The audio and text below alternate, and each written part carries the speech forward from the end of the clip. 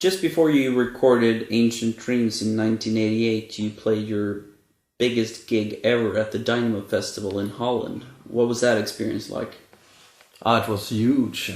It was fantastic. We couldn't believe it happened. We couldn't believe it. I mean, we had like, how many people? 30,000, 35? I don't know, something like that. And they were fucking singing in every song. I mean, it was amazing. You know, we thought we were totally unknown when we got there, and we were like the most popular band on the bill. And people like, you know, singing their lungs out, you know, in Gallows End and Bewitched. And I remember my knees was shaking the first song during the first song, because it was like a massive roar from the people. Yeah. Oh dear God! So many people! I remember I wasn't nervous at all at first, but then they gave me the microphone and said, you can test the microphone. So I went, whoa! And then I heard the people singing back at me, and the hair stood up my arms. I was really nervous. And that was like 5 seconds before we went on. But it was a really good gig. People sang along. Yeah. Amazing. must have been our, I don't know, 6th, 7th gig or something. Yeah. We did a really, really good gig there. So that was one of the major events. I think one of the best memories I got from the career. That was the Dynamo Festival. Yeah. And playing in Greece as well. Yeah. What was that? They were band? chasing us in Greece, all over the city and stuff. It was like Beatlemania, but Candlemass Mania in Greece, and we had crazy Greeks everywhere. Well, the rented gear wasn't newer than 1968. That is good. Yeah, but this, I mean, the Holland gig was, you know, then I felt that we could, you know, do something, that we could go somewhere with a band at that point. We didn't know anything about the band, the status, if we were popular, nothing. You know, we were up in Sweden. Sweden didn't have any hard rock bands at all. We had Europe, nothing more. No metal. No international bands. You know, now all the bands play Japan. They go to the States, England. They got a foreign record company, but we were the first band at that point to break out of Sweden. So I mean, we didn't have a clue about what was, you know, what we could expect from it all. Not until we went to Eindhoven and met the Dutch and the German fans. That was amazing. But I hated those fucking fries with mayonnaise. Fucking hell. I remember the satay sauce. Yeah, the satay place. Yeah, and It ruined my life. We always had a and the food nightly thing. excesses On my of stomach. Eindhoven. Eindhoven. Food psychosis. We always had a food thing with Candlemass. It was like when we recorded Nightfall in the beginning, it was like the curry sauces at McDonald's. We were fighting to get those because you couldn't get them Give us curry sauce or die. unless you bought the chicken McNuggets. You couldn't get the curry sauce, and we were, please, can I have a curry sauce? And often they refused. They refused sometimes, and then we were like, oh, you didn't get one. You didn't get one. Oh, you didn't get one. Oh, mine's very good. We took the fries and dipped it in the curry sauce. And you bought fucking 3 Big Macs at the same time to eat 2 and keep 1 for the breakfast the day after. Yeah. It even tastes better the day after. I used to always keep one and put them in the fridge and eat them the next morning for breakfast because I couldn't cook, so I only ate at McDonald's They even taste better. pizza cold. places. And actually, Ian Haugland from Europe, he told me something I haven't remembered. When we played at the Marquee after the gig, I put on my jacket and I took out the Big Mac from my inner jacket. And he said, where did that come from? And I said, oh well, I always have one handy. Instead of a passport, I bring out the Big Mac. You should have been a worldwide ambassador for McDonald's. Do they have gold cards at McDonald's? I don't know. I think it was after After the Dynamo Festival, when we started to prepare for Ancient Dreams, actually. So I had a few ideas, and I think I wanted to do a fantasy record about. I was heavily into fantasy at that point, so I wanted to do a record about Dungeons and Dragons and all that crap. Crap. Yeah, I hate fantasy now. I can't stand it anymore. So no, I think the best, one of the best books ever written is Tolkien's Ring trilogy. But after that, all the fantasy is just rip-offs of Tolkien. I honestly think so. So I haven't read any good, decent fantasy after Tolkien. So he did it, and nothing's gonna beat it. So why bother really? But with Ancient Dreams, I really wanted to do a fantasy record. I even ordered a cover by a painter. So I wanted a magician, and I wanted dragons. I wanted, it's gonna be magic and stuff. And when I saw the sketch of it, it looked like crap. So it was so awful. So we had to skip that idea. And it was you actually, I think, insisted on that we should use the second painting. I think it was you. Because Thomas Coyle, I think his name was. Thomas Cole, yeah. An American painter. Did 4 paintings. The Voyage of Life. And we used the one of Death for Nightfall. And I thought, why not check out the other 3? Maybe there's... Yeah, first I thought this youth painter was really cheesy. It was so bright, it was so light, happy almost. So I didn't want to use it, but I think it's the best one of them. It's not happy. But It's not a happy cover. No, it's more epic. It's more epic now. But I thought it was pretty cheesy at the point. But actually, I'm glad we did it. It's really nice. Really nice. But we were rushed in the studio to make an album fast. We couldn't get Limforce to record the album. He had other projects. We should have waited for him. And there was a big rush before, I think it was a Motorhead Christmas tour or something in Germany. They wanted to release the album before this tour, and so we went into cheap studio and recorded it really fast. Yeah, we took a pretty cheap studio because so we could be there, almost the entire summer. So we were there almost every day, and tried different techniques of miking up the guitar. I think we were working on the guitars, as crazy. We took big armchairs where so we could have the guitar sound really dry, built in with armchairs and sofas and blankets over, and had a couple of microphones there because we heard Metallica use that method. It sounded like shit. All the guitar. We were trying to mic those guitars for God, I don't know how many days, and it didn't turn out any good. It sounded really weak. So, but I think the theme of those sessions were.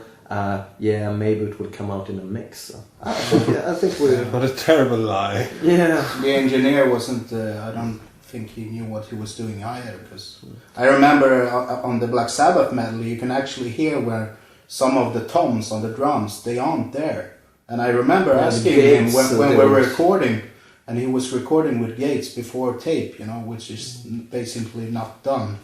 And I said, those toms, are they really there? Yeah, sure, I'll take them out in the mix. And then in the mix I said, can I please hear these toms now? And he said, oops. They're not here. Yeah. But Well, they weren't used to this music anyway. I think the plan was to wait for Limforce anyway after this recording for him to save it, a second time after he saved Nightfall. I think we wanted him to save Ancient Dreams. Because we fucked up again, and but he was booked a year or something, and my our friend Rex did a mix of it, and I think we were kind of forced by the record company to Forced by time.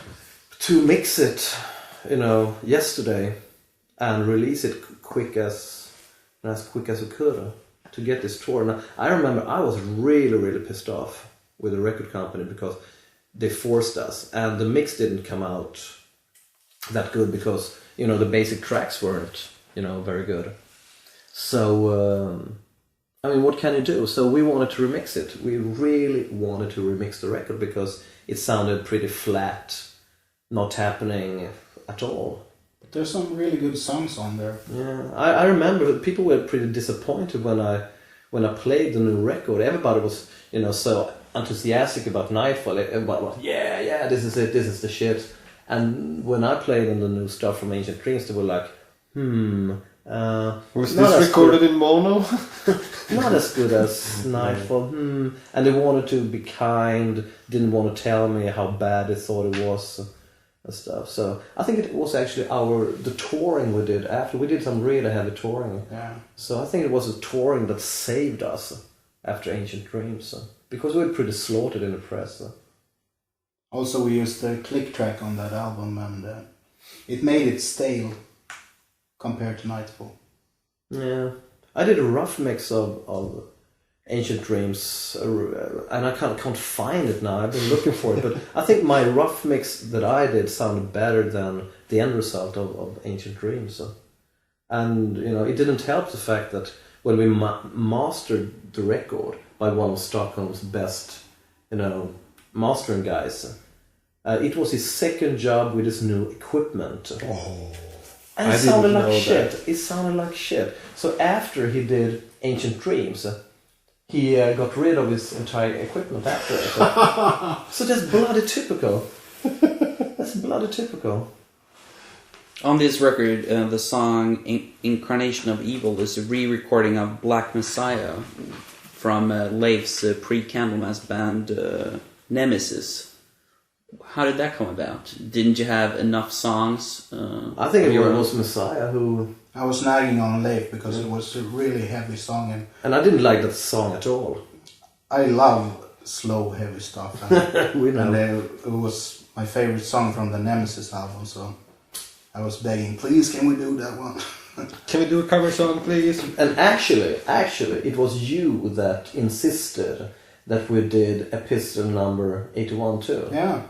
And actually, I think if we took away both Incarnation of Evil and Epistle 81, it's a decent record, because those two songs are shit on this record.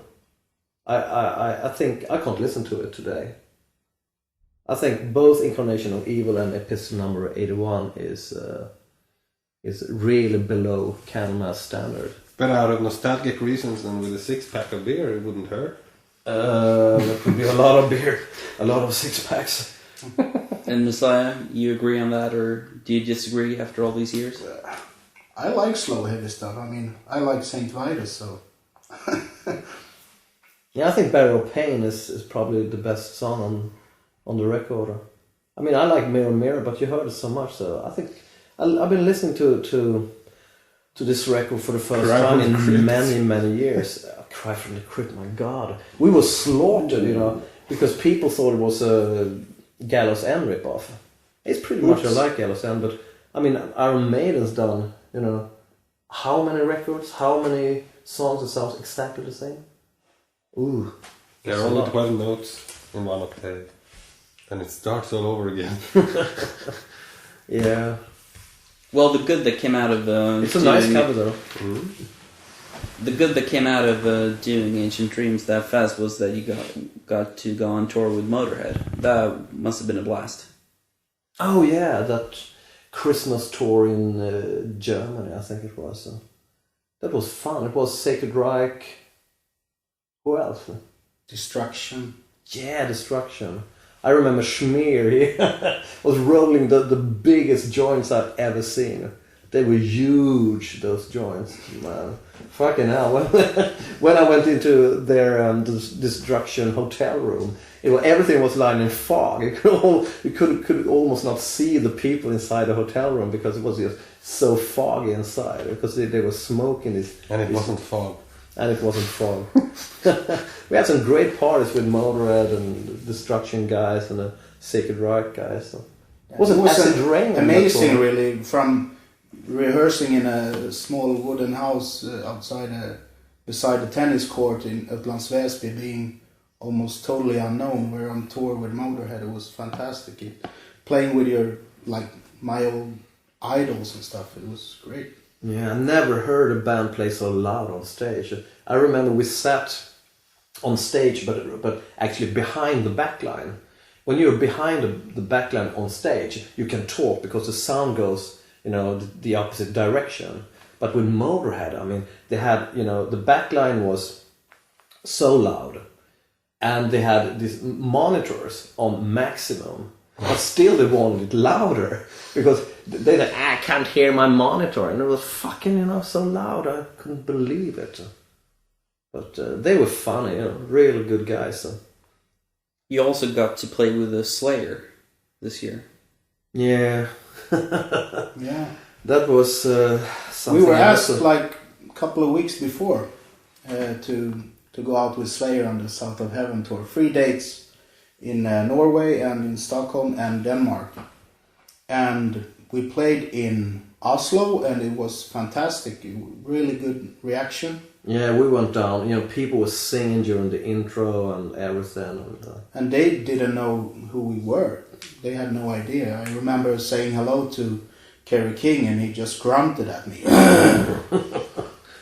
And but I like Slayer, and I thought it was great, And then we played Stockholm, and we hadn't played in Stockholm for a while. And it went down really well. People were nuts. And I remember we borrowed an amp to the Slayer guys or something. And yeah, cabinets too, I think. Already in Stockholm we had less lights, and there was something, I don't know. They were cutting down on us. They were cutting down on us. Seriously. Yeah, we were noticing quite a change in attitude. Yeah, when we came to Copenhagen at that gig, we didn't have guitars in the PA. And we it was didn't only have drums, bass and vocals in the PA. And they took one away bass drum. the bass stage from the PA system. So we had mid-range and treble. Yeah, and one bass drum out in the PA. We had one light bulb, I think, somewhere in this. So I was standing after the gig backstage drinking beer with some guys from our And school. we warned you. And they came to me. Messiah, you gotta get out of here. We're not gonna pay the sound guy because we didn't have guitars in the PA and it sounded shit. And I said, I don't care. I don't get paid anyway. So, I have nothing to do with it as far as I'm concerned. Because hey, and we told you. I mean, I thought it can't be that bad. It can't be that bad. It ended up with me and Big Mike, I think his name was, the tour manager from Slayer, I think he was. And he was threatening me, and I'll take your Rolex watch, You were locked inside this dressing room for 3 hours or something. And then the promoter, Eric Thompson, came by and heard the racket. It was turning really ugly, It was almost getting into the fight or something. He probably would have killed me or something. But Eric Thompson came and said, I'll sort it out, I'll pay for them and stuff. So we were out on town drinking, and we heard the rumor that Messiah was kidnapped. Our vocalist is kidnapped. Yeah, and we were drink, Messiah's kidnapped. By the way, he can take his own way back to Stockholm tomorrow. Oops, what? No, we were so pissed off after that gig. We thought it was... But I actually met Tom Araya a few years ago, and I reminded him about this situation, and he didn't know anything about it. He said that these guys did that to a couple of other bands at the same time, or around those years when they used this management, and he heard it from a few other bands, and he said. He thought that we were really, really good. He said that you know, I thought Candlemass were brilliant on that tour. I didn't know about this, and I'm sorry. It was a teaching point also. Suddenly we knew that this is the way that the support act is supposed to be treated, so we could do the same soon.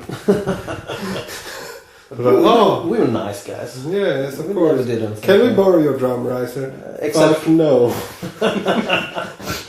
yeah, at that time in Berlin when we or you threw Entombed's clothes out of the dressing room. Wow. Can't remember that. But actually, we took every chance we could get to go out and play live. We really did. As soon as we were offered anything, we went out and did it. And by doing this, we put ourselves in debt to the record company by taking out tour support after tour support. And it got us in a really bad economic situation. Really. Classic economic situation. Yeah, so we were touring like shit. I remember the first time when we toured England, I think it was under the Ancient Dream record. And the first time we went to England, and Lars, the touring pro, just came with his guitar case and was like, "Where's your clothes?" And he brought one pair of underwear, one pair of socks, in the guitar case, toothbrush in the guitar case. Packed and done.